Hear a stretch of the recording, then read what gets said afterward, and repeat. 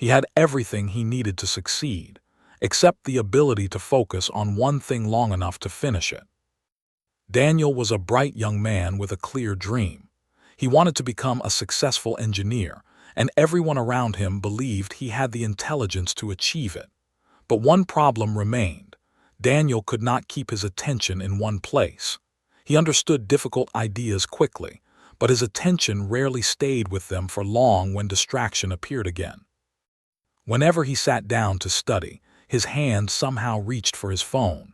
He would open a book, read a few pages, and suddenly remember a video he wanted to watch.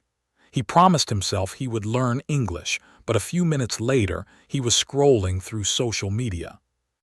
Every night, Daniel made ambitious plans for the next morning. Every morning, those plans seemed less important. Daniel was not completely lazy, and he certainly was not unintelligent. His problem was more dangerous because it looked harmless. Everything seemed more interesting than the one thing he actually needed to do. His parents told him to concentrate. His teachers warned him that he was wasting his potential. Daniel always smiled and replied, "I can focus when I really need to." Then an important examination was announced, one that could influence his future and bring him closer to his dream of becoming an engineer. Daniel was confident that his intelligence would save him. He thought the difficult exam was his biggest enemy. He was wrong. His real enemy was something he carried with him everywhere. Daniel's problem became clearer as the days passed. His mornings usually began with his phone. Before getting out of bed, he would check messages, watch a few short videos, and scroll through social media. He always told himself, just 5 minutes. But 5 minutes quietly became 30. When he finally opened his books, his attention was already restless. One notification appeared, then another. Daniel would answer a message, check a video, change the music, open a different website, and return to his book without remembering what he had just read. The more this happened, the harder studying felt. Whenever a lesson became difficult or boring, his mind immediately searched for something easier. A quick video felt rewarding. A message felt exciting.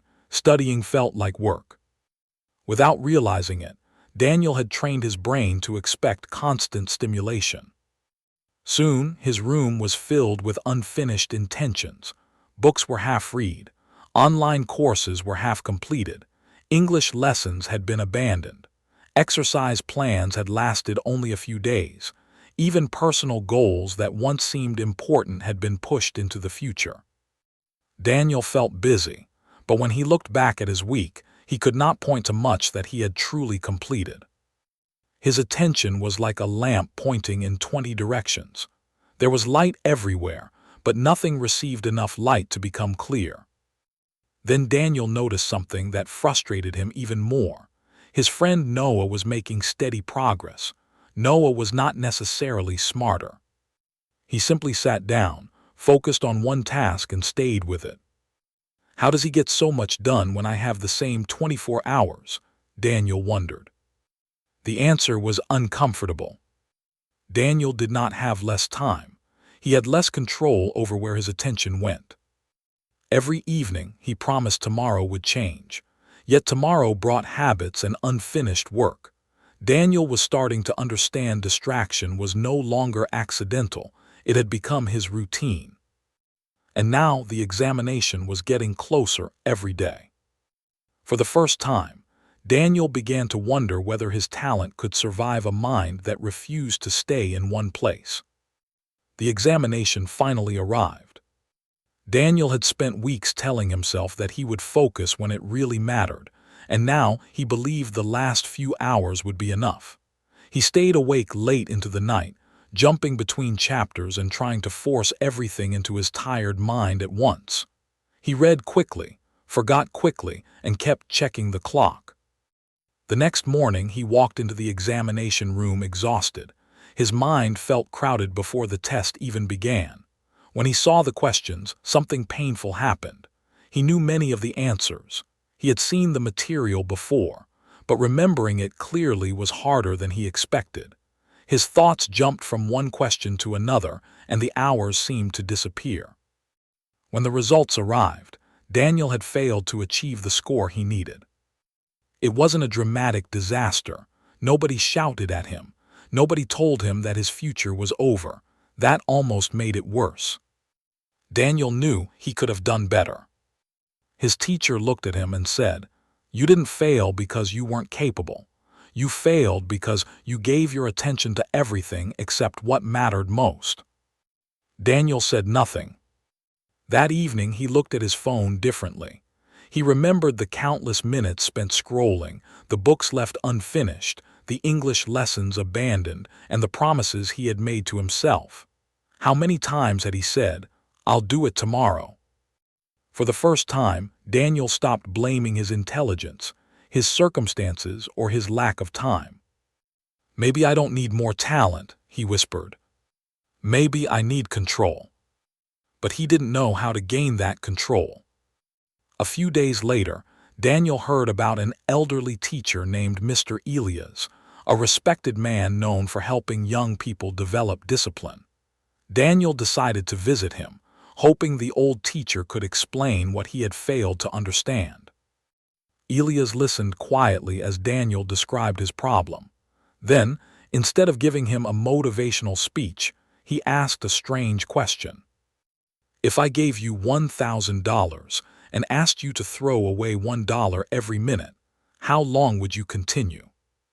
Daniel immediately answered, "I would stop immediately." Elias smiled. "Then why do you throw away something more valuable every minute?" Daniel stared at him. For the first time, he realized the question was not really about money.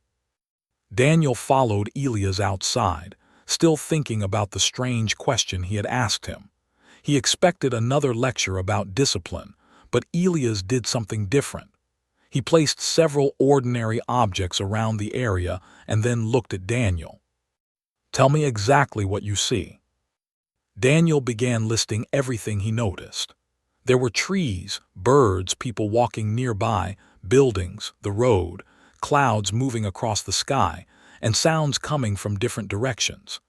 He mentioned almost everything except the fact that he was becoming distracted by trying to notice it all. Elias listened patiently. Then he pointed toward one small object nearby. "Now look only at this." Daniel tried. His eyes stayed there for a moment, but then they moved toward a passing person. A sound caught his attention. He looked at the trees again. Elias smiled. "Your eyes are not your biggest problem. Your habit of looking everywhere is." Daniel understood that this was exactly what happened whenever he studied. His problem wasn't that he could never concentrate. His attention simply kept responding to whatever appeared next. Elias continued, "A focused mind doesn't mean a mind that never gets distracted. It means a mind that knows where to return." Those words changed Daniel's understanding of focus. He had always imagined concentration as a state where nothing could interrupt him. Elias was showing him something more realistic. Distraction would happen.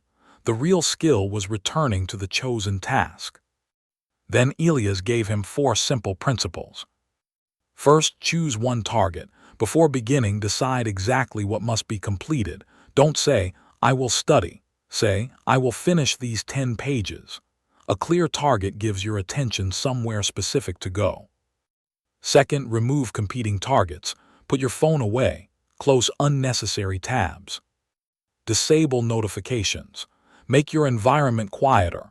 Discipline becomes easier when temptation isn't constantly asking for your attention. Third, train the return. Your mind will wander. When it does, don't become angry with yourself. Notice it and come back. Distraction is not failure. Staying distracted is. Daniel listened carefully. And fourth, practice focus every day. You don't need to begin with hours of concentration. 20 minutes of genuine attention is better than 2 hours of distracted sitting. Build the ability gradually. Finally, Elias gave him a challenge. For the next 30 days, don't try to control your entire life. Control the next focused block of time. Daniel agreed. He thought the challenge would teach him how to study. He didn't realize it was teaching him how to command his own attention. The first few days were harder than Daniel expected. Putting his phone away sounded simple until he actually tried it. Every few minutes, he felt the urge to check it. Sometimes he studied for 10 minutes, reached for the phone without thinking, noticed what he was doing and placed it back down. Then he returned to the page. That small act became his first victory. He created a simple routine: 25 minutes of focused work, followed by 5 minutes of rest, then another focused block. He used it for English, examination preparation, and important tasks. Entertainment came afterward, not before. Day 1 felt frustrating. By day 7, he could feel a difference. By day 15, he was finishing tasks that previously remained unfinished for weeks. His attention still wandered, but he was becoming quicker at noticing it. Then came day 10. Daniel lost control completely. He spent hours scrolling through his phone, jumping from one video to another. By evening, he felt the familiar disappointment returning. For a moment he thought, "I've ruined everything." Then he remembered Elia's return. So Daniel put the phone down, opened his book, and started again. That moment mattered more than a perfect day. He was learning that discipline wasn't about never failing. It was about refusing to let one failure decide what happened next. Slowly, his identity changed. The old Daniel believed, "I need to feel focused before I work." The new Daniel understood, "I begin working, and focus becomes stronger through practice." By day 30, his study sessions were deeper. He finished books. His English improved. His confidence began returning. His parents noticed. His teacher noticed. But Daniel noticed something more important. His mind was still active. Thoughts still appeared. Distractions still arrived. The difference was that he no longer obeyed every thought that appeared. And now, with the examination approaching again, Daniel faced it differently. This time, Daniel wasn't hoping his intelligence would save him. He was finally prepared to trust his discipline. The second examination arrived, and this time Daniel walked into the room differently. He was still nervous. He still didn't know every answer. But when a difficult question appeared, he didn't immediately look for an escape. He stayed with it, thought carefully, and moved forward. His mind no longer needed every moment to feel easy before he could continue. He finished the examination calmly. When the results were announced, Daniel had performed dramatically better. His score opened an opportunity that moved him closer to the future he had been working toward. But strangely, the number on the paper didn't feel like the biggest victory.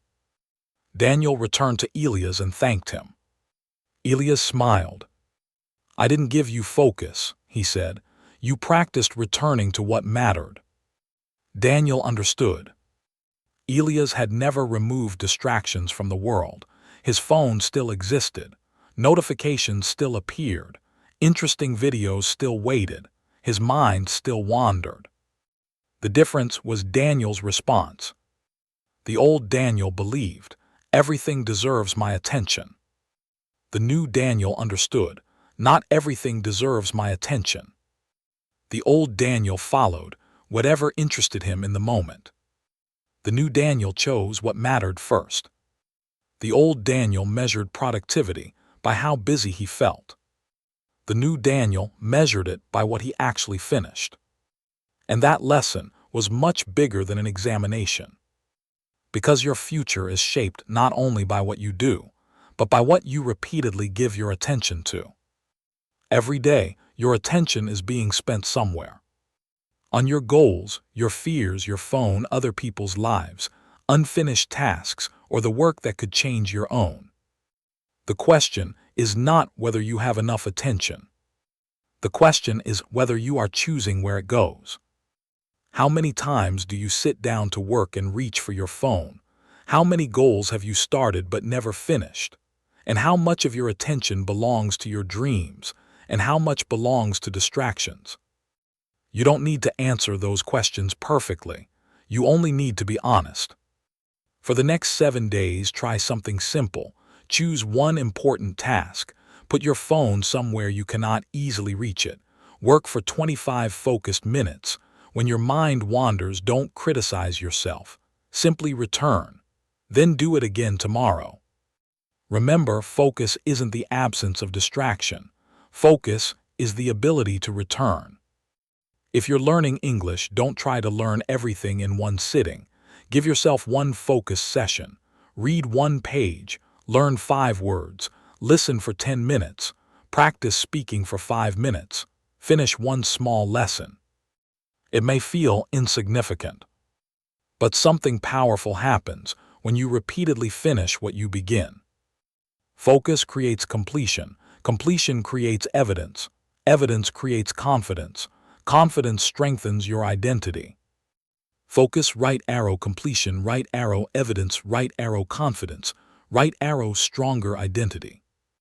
One focus session probably won't transform your life, but hundreds of focus sessions can completely change your abilities, your habits, and eventually the way you see yourself.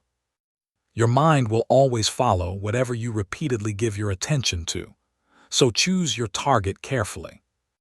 You don't need to control everything around you. You only need to learn how to return to what matters. Keep learning, keep practicing, keep coming back one focused day at a time.